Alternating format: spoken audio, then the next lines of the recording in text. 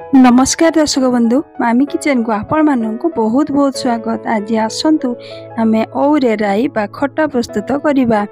यही औ राई समस्त को प्रायतः बहुत भल लगे। यही औ खट्टा को देखु देखु आमर पार्टी लाल आसी जाए। तेणु भात खाऊा लोक मैंने औ राई जदि दे खाऊे तेबे भात थाली भात सरी जाइथिबो किंतु जानी परिबे नाही। एवं यही खट्टा को आम जदि बनई की रखी दौचे फ्रिज रे आम जदि रखा ये खट्टा को तेबे 10 रु 12 दिन पर्यंत रही पारिबो। एवं जदि आम बाहर रखुचे मझिरे मझिरे ताको आम गरम करना सी भी 5 रु 6 दिन पर्यंत रही पारिबो। एबे आसंतु आम से औ राई को बनई नेबा। सेथि पई मु दुईटी औ को नेछि। औ को आम पनिकी साहाय्य काटी नेबा। एई बड़ी फड़ा फड़ा करि नेबा। एवं ये औ को काटिला बेले देखिए तार लाल अंश गोटे बाहर काटिला बेले असुविधा हुए। तेणु कपड़ारे आम पछी पछी काटिबा एवं सावधान मध्य काटिबा। देखंतु एई बड़ी काटी सारला परे आम ऊपर अंश रु चोपा को छड़ेई नेबा। चोपा छड़ेई सारला परे आम से औ को फड़ा फड़ा करी काटी नेबा। देखंतु एई बड़ी चोपा छड़ेई नेले और सेथिरु गोटे फूल बाहर एई बड़ी भितर फूलटी थाए। एबे आसंतु से औ को आम फड़ा फड़ा करी नेबा। से बड़ी फड़ा फड़ा कर सारला परे आमर भितर गोटे चोपा अंश पतला भाया चोपा अंश थाए ताकू मध्य आम छड़ेई नेबा। जदि आम ताकू न छड़ौचे तेबे औटी टाण होता है नरम हेब नहीं। जदि आम चोपा को छड़ेई देबा तेबे नरम हो जिवो। एई बड़ी भाबरे ता भितर चोपा को आम छड़ेई नेबा। एबे देखंतु मु भल भाबरे चोपा को छड़ेई देली। एबे औरु सबू चोपा को छड़ेई नेली। से भितर मु गोटे बेलारे पानी रे किछि हळदी पकई रखिछि। सेतिरे एई औ गुडी को पकई देबा कला पड़िबो नाही। से भितर कड़ाई रे किछि पानी देई आमे औ गुडी को एबे सिझेई नेबा। औ पानी देली औ को पकई नेली।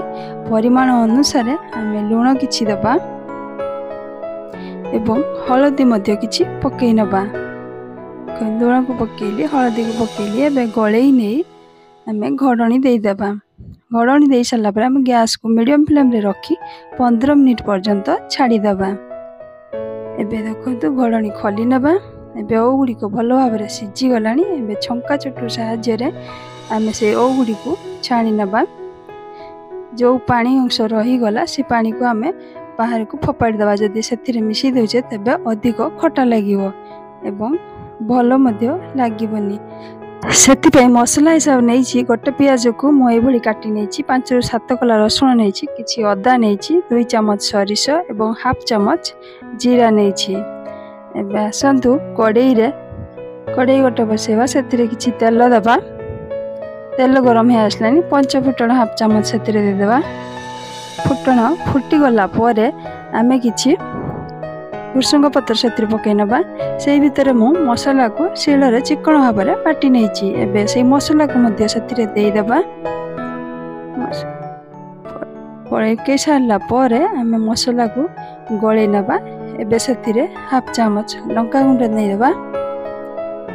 देई सारला परे आम मसला को भलो भाबरे कषि नेबा जेमिति कि सरिषर कंचा वासना रहिबो नाही। मसलाटी जदि भलो भाबरे कषि हो जाउछि तेबे सरिष वासना मध्य पळेबो एवं खट्टाटी मध्य भलो टेस्ट लागिवो। एबे देखंतु मसला एवं तेल मसला अलग हो गलानी।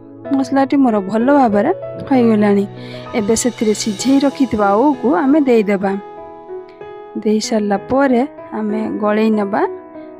गळेई सारला परे आमे सेतिरे परिमाण अनुसार लूण देई देबा एवं हळदी किछि देबा। देई सारला परे आमे 5 मिनिट पर्यंत यहाँ को भलो भाबरे कषि नेबा। यदि औटी भलो भाबरे कषि हो जाए तेबे खट्टाटी मध्य भलो लागे। जदि मो वीडियोटी आपनको भल लागे तेबे लाइक एवं सब्सक्राइब करिया को भूलिबेनी। एबे सेतिरे आमे 2टी औ को 250 ग्राम गुड़ नैछि सेतिरे देई देबा। गुड़ को पकई सारला परे किछि अंश पानी देई आमे एपट सेपट करि नेबा जेमिति कि गुड़टी औ सांगरे मिसी जिवो। जहाँकि कलर मध्य बहुत भलो आसीबो। ଏବେ ଦେଖନ୍ତୁ ମୋର ମିଶିଗଲାଣି ଓଉ ସାଙ୍ଗର ଗୁଡ଼ कलर मध्य भल देखा एबे से गोटे गिना पानी देदेबा। पानी दे सारा पर गलई नबा। गलई नहीं आम फुटवा को छाड़देबा। देखंतु एबे मोर भल भाव ओउ खटाटी फुटी गलानी। एबे कलर मध्य बहुत भल देखा जाछि एवं खटार बास्ना मध्य बहुत भल आसुछि। फुटु फुटु भात खाया को इच्छा हम। ए देखु भल भाव मोर खटाटी हो गला। अन्य पात्र को खोली नबा। देखंतु ओ खटाटी केते बढ़िया देखा बास्ना बहुत भल आस। मोर ओराई रेडी। ओ खटारे आमे जदि खट्टा मिठा सम्मान करिया तेबे अधिक भल लगी थाए। कौनसी खट्टा को देखिले पाटी को लाल अंश आसी जाए। तेणु यही ओ खट्टा को खोलु खोलु पाटी को लाल आसीजिब। तेणु यही भाव में ओराई बा ओउ खट्टा प्रस्तुत करंतु।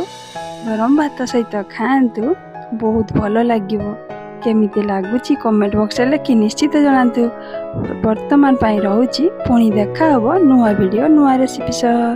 जय जगन्नाथ।